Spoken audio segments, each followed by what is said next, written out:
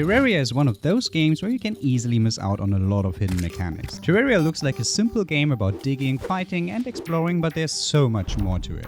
The truth is, almost everything you do in Terraria has hidden strategies tucked underneath it. Once you know how they work, the entire game gets easier, way more efficient and honestly, a lot more fun. In today's video, I show you a lot of mechanics that may completely change the way how you play the game. And that brings us to mechanic number 1.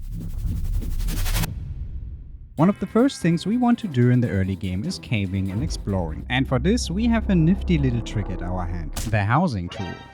This tool was already useful pre 1.4.5 and it has one simple job, telling us whether a house is a valid NPC housing or not. Yeah, we all know if a house is valid or not, but this tool is still incredibly useful, and that is for digging. Instead of checking actual houses, you can just spam the housing tool across the blacked out areas on your screen. When it hits an open space, it will show you exactly where a hidden cave is, and even reveal its exact shape. This is easily one of the most useful tricks for early game exploration, and it is also amazing for mapping out structures like pyramids or the dungeon before you even step inside. So this little trick will save you a lot of tedious digging time. Talking about tedious times in Terraria. You just spawned, slimes and zombies and ice swarm you from all sides and you have nothing but a copper sword. Fear no more, here's a trick to make your life enjoyable again and end your early game depression. Platforms can be hammered just like this example. This is what we call a hoik.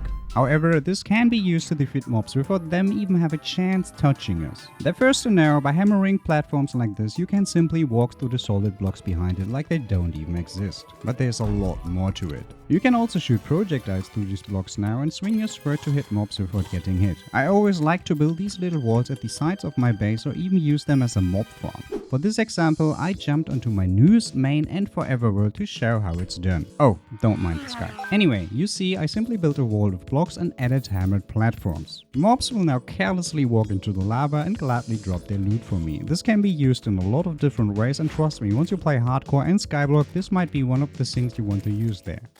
The next mechanic will cover one of the wonders of Terraria's mob AI. Just another hoik trick. Looks like a simple platform or hammered block, right? Yeah, no, I mean yes, but it works a little bit different. What you're looking at here is the mob AI and pathfinding being completely broke and don't know what to do. So it does this.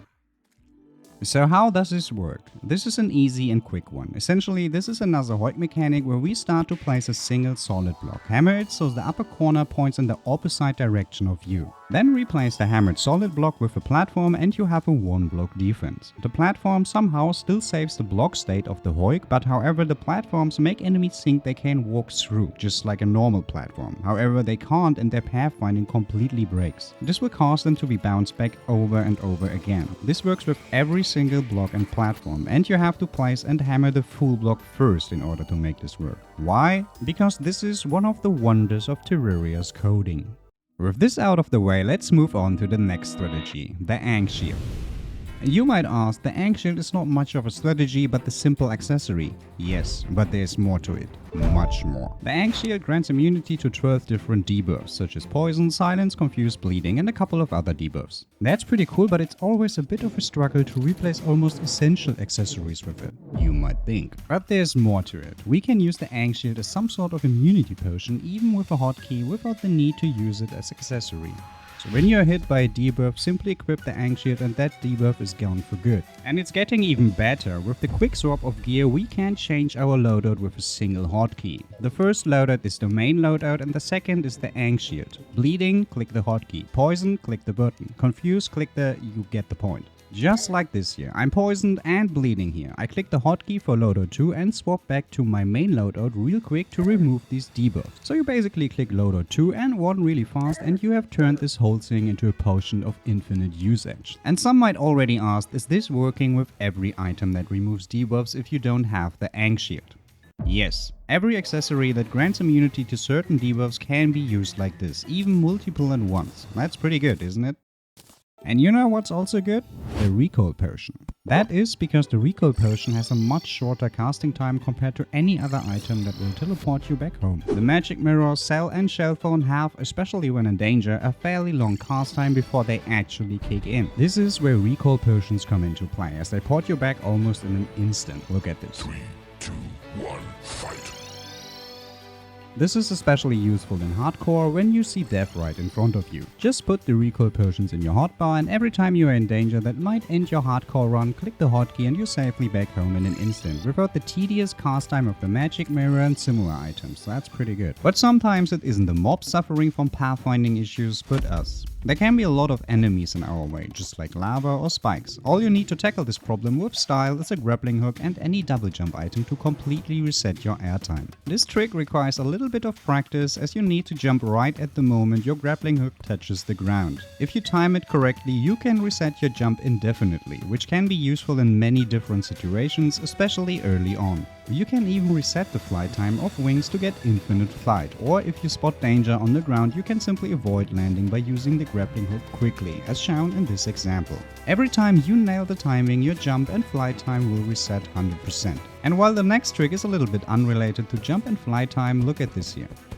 You can traverse one block wide spaces with the grappling hook just like this. This can be somewhat useful to save a little bit of digging time and to find sword shrines or to enter the underground desert. The next mechanic is a quick one before we move on. Everyone knows the ether biome at this point. However, not many people know the ether biome, just like every other biome, follows specific rules when generated. The one and only rule that we are interested in is where. Where is the ether biome generated? Simple, the ether will always generate on the same side of the world as the jungle, specifically in the underground or cavern layer within the outermost section of that side. Most of the time it sits in the gap between the jungle and the ocean, and can also spawn directly underneath the jungle or even right below the ocean floor itself. A great starting point to dig down is along the beach, but if you don't find it there, keep searching across that outer edge of the world. The ether will always spawn on the jungle side. But there's a lot more mechanics in Terraria most people are unaware of. This one is a clever trick to save some gold for modifier: free reforges. For this, we head to the shimmer and take whatever we want to reforge with us. Every single item that is craftable, including accessories and weapons, can be reforged just by throwing it into the shimmer. The shimmer will decraft the item into its components, from where we can craft the item again. Every time we craft a new item, we get the chance for a modifier completely for free. I recommend to place the crafting stations close to the shimmer, so we can just throw the weapon or trinket into it and recraft it right ahead. This is a very good way to save on a lot of gold you would otherwise spend at the goblin for almost every weapon and trinket that is craftable. The next mechanic is very useful and works a bit similar to the Ankh Shield trick I have already covered. Honey. Every time our character is submerged in honey, you receive the honey buff for 30 seconds, granting a significant amount of life regen. While most people are aware of this, they might not know that honey fills the gap that the Ankh Shield trick misses. One of the most common debuffs is the on fire debuff, which honey completely cures. And it's getting even better. You can keep a bucket of honey in your hotbar, and whenever you want the honey buff or need to extinguish on fire, simply place the honey down and scoop it back up immediately. Submerging your character for just a split second is all it takes to trigger the buff and clear the debuff. I mean, technically you can also extinguish the on fire debuff with water, but it's trickier since water flows faster and doesn't offer any health regeneration, so honey is the way to go here. And you can also use this trick to prevent fall damage. Every time you're about to smash on the ground, just use a honey bucket and you're good to go. The following mechanic is a bit broader, as there's one single item that can do a lot of different things at once. So this is basically a combined collection of tricks you can do with chests. Chests completely ignore explosives such as dynamite. How is that useful, you might ask? There are at least two situations where this is incredibly useful. The first, you can defeat bosses using only dynamite. Early on, it is technically the strongest weapon by far if we didn't end up blowing up the whole world with every boss fight. And this is where chests come into play. Just cover the arena floor with chests and defeat whatever boss you're fighting with a bang. I recommend testing this out on King Slime first, as it is one of the fastest and easiest ways to defeat him. Another scenario where this comes in handy is fighting Skeleton Prime on the For the Worthy or Get Fixed Boy seeds. Because the bombs he fires actually destroy solid blocks, you can simply line your arena with chests and fight him as usual without losing your world. However, there are so many more things chests can do. They can also prevent meteorites from landing nearby. For a meteorite biome to generate, specific conditions must be met. And you guessed it, it cannot land near a chest. It needs at least 36 tiles of open space away from any chest. If there's any location on your world you don't want getting struck by a meteor, just place a few chests around it and it is safe. And what else can chests do? They can drain the ocean or any other space with water. Just build a small space wherever you want to drain water, place a chest or coins inside, spill lava on top and watch the ocean drain away. I like to do this whenever I plan to build an ocean base or farm. And then there's sand. Grinding for sand can be a tedious task, especially if you need a lot for it for glass or bottles. This is where chests come into play once again. Just watch out for 2 solid blocks within the sand, which is usually sandstone, and remove a 2x2 area below it to place the chest.